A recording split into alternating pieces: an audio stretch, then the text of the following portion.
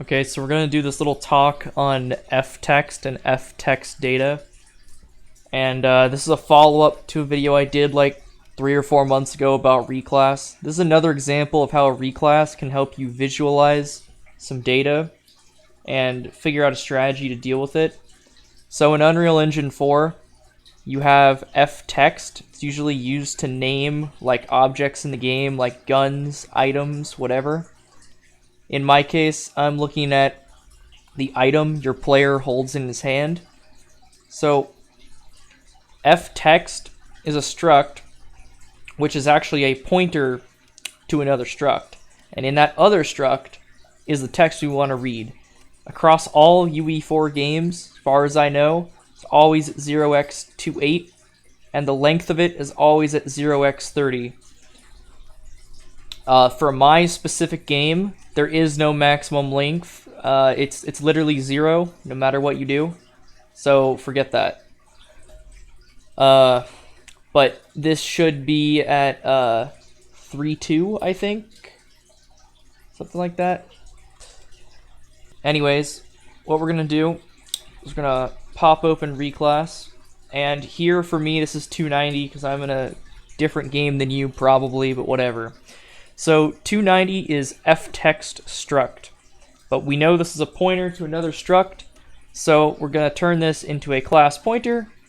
Now technically this, even though it says FText, this is technically FText data. And as we know, 0x28 is our text we actually want to read. It's a UTF-16 pointer on reclass. And under it, at 0x30, as expected, is the length of that, which is an int 8. So now that we can visualize what this is like, now let's walk through how to code it. So what you're going to need to do is you're going to need to get to your FText address. So we go from an address to an address, and bam, we get FText address. Now what is FText address? That is literally the address located at 290. Alright, so now what do we do with that? Well, now you're going to need to have a way to convert it into a standard string, or however you want to read it.